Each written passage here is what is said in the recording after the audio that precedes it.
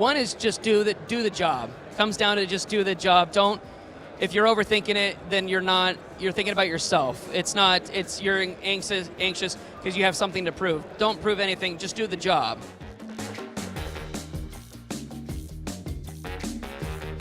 I feel at World 2019, we're in Barcelona and I'm with Heath. Yes. Master of Copywriting. And actually, Improv? Yes. Yeah, that's how I fell into copywriting. And so I do improv comedy. Been doing it for about 10 years, also teaching it in Arizona.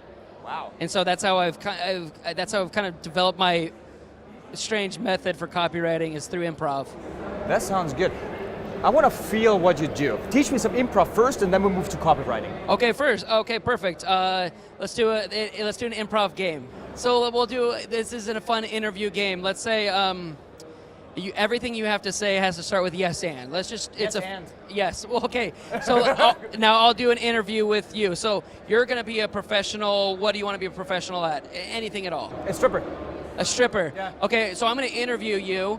And then all you have to say is yes and then you talk about the stripping, and then I say yes and we just and then you add to it. So you say yes, you agree with what I'm saying, and then you add to it. Yeah, so I'll practice. So okay. I hear you're the best stripper around. Yes, and I can do more than that. How about that? I think that's great. I heard you could do a lot more than that. I heard that you're also a great person in the kitchen, a great chef. Yes, and I can also strip in the kitchen. Yes, I heard that you have been able to bring lots of crowds. All the chefs also love what you do. And you've opened up many restaurants with your unique method of strip cooking. Yes, and there is more. I can strip, cook, and serve cocktails at the same time. And that's what I can also teach you if you would like to work with us. A nice marketing move to give me a call to action. That's basically it. So it's saying yes to the situation of what is presented, to the idea, and you move forward with it without hesitation. A lot of it is no hesitation, but when it comes to copywriting, there is a lot of hesitation. There tends to be a lot of start and stop, get up, go to the kitchen, because it comes down to, even everyone that argues that it shouldn't be creative, there's still some creativity. You're still digging deep to find some really cool, interesting facts, angles, and so it takes some mental effort. So in using improv, you don't say no, you just keep moving forward. So when I'm not stripping in the kitchen, how would I get into the right moods then? How would I prep myself if I want to be as creative as you and churn out copy? What I do is I take a product and then I look at the avatar, the people that use the product, and I put them in a situation where they have to use the product. So I think of scenes that they would do. Okay. What would they do? Why would they need this product? And I would kind of start playing it out in my head. That's how usually improv works on the stage. Is where would it go? If there was this product at hand, it's not about the product ever, it's about what they're going through. Right. And this product is part of it, this product solves. But I always try to picture what are they going through, what's the relationship, what's going to happen, and I think that's where you start to really dig deep to some interesting emotions. And also it just starts to bring up other angles you can explore. Okay, well that's cool. Okay, so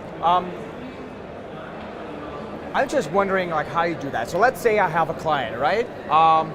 It's some direct-to-consumer brand, right? And they approach me for Facebook marketing, right? Which might happen or not. For some reason or not, I'm in charge of copywriting. So I understand what the product is about, I understand the personas, or trying to understand the persona, right? I get in the mood, and then what happens? You have a brainstorming with yourself, you note it all down, you cross it out, you come up with 5 or 500 headlines that you test. What's your process? So what would be the product in this situation? Let's say the product is a camera. A camera, great. So what I would do is, how I map it out is I start to just write everything about the camera. I just start writing it out, everything about the camera. What does it look like? What is it? What are the features? I just write down all the features so I can just understand it. And then it's almost like you bring it to life in a sense. It sounds really strange, but it's what we do in improv. So you start to bring it to life, meaning what does it represent? What does it do? Why do people use it? And that gets to more core. So it's not about taking a picture, it's about what that picture represents. Why do someone take a picture? Okay. So then you just kind of go deeper. It's almost like, there's a great saying from a really funny improviser and comedian. There's the about, and then there's the about. So the about is about like what the main plot. Right. Main plot is the surface, but what does it really mean underneath? Yeah. And that's the really interesting aspect. I know that as the benefit of the benefit, right? Right. It's maybe not exactly the same, but Right. it goes toward the same direction. So you just keep asking why, right? Right. And so I would just write it all down, read about it. I would do like some research, look into it, and then I would just start writing. Just kind of like, almost like, write like a short story based, has nothing to necessarily do with the camera, but the camera is involved. Okay. And so then I would just kind of like write, just kind of get things out of my head to see where it goes. And then I would start to, once I have that, then I would kind of branch off to different angles and do research. All right. Cool. It's a weird methodology, and I would never teach it. It's a never teach. Because also, again, this isn't me. Listen, there's amazing copywriters out there, and I know plenty of them, and they're crushing, and they're great at what they do. And a lot of them have amazing methods to how they start. They start with research, and they are so good at mapping that research, the next step, and they're crushing it. They're doing really, really well. Mine's a bit messy, mine's a bit out there, because again, I come from a different background, and I just wanted to apply what I've learned in my background with the fun and what I've done in improv, apply that to copy. Cool. And so far, it's worked out really, really well. So from your experience then, and you have plenty, what are like the main learnings that you can take from that? If you had like 3 things to share that people have to really be on top of to write excellent copy, what would those 3 tips be? I would say one is just do the job. Comes down to just do the job. If you're overthinking it, then you're thinking about yourself. You're anxious because you have something to prove. Don't prove anything, just do the job. Okay. So when I say do the job, prove that you're not good. And when I say prove that you're not good is put everything on the page. Get all the things out of there. Have fun. I would say if you're having fun writing, then the person who's going to read it is going to have fun. Okay, cool. If you're bored while writing it, the person who's going to read it is going to be bored. All right. Okay, so think of it in that aspect. Number 2 would be look for the positivity and look for the things that find an idea that you found interesting and follow it. Okay. Follow that idea. All right. Okay. So follow an idea and just go with that one idea. A lot of times people like to do too many ideas in copy, and it becomes overwhelming. Just follow one and see where it goes. All right.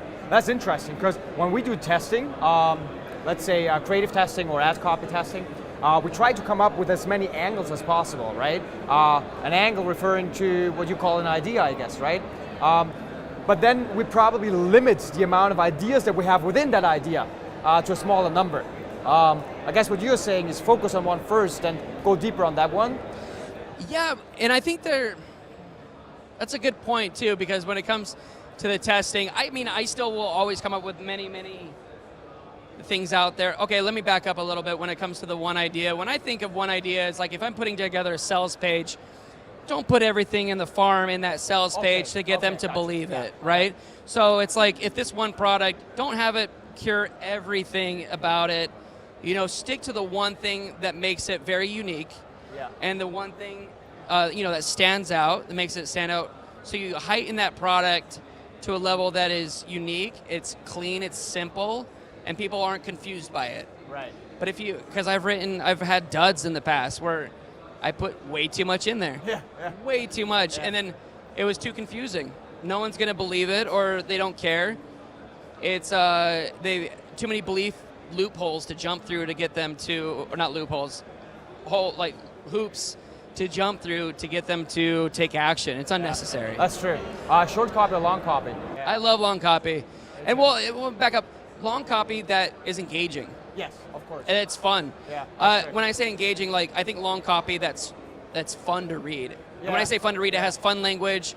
It's a little silly maybe. Okay. It depends on the audience and the sophistication. but I think it has something that it catches the eye. It's fun to read. Yeah, it's still fun to read. I treat there shouldn't be a difference between copy and writing. I think good writing is good writing. And what makes you pick up a book and read it if it's fun? Yes. If it's fun and engaging. That's one of the reasons, yeah. But or I guess if you want to be educated. Yeah, that's true. It's still engaging though. Yeah, There's still a way to be engaged. I mean, how many times have you put down a book because you're bored?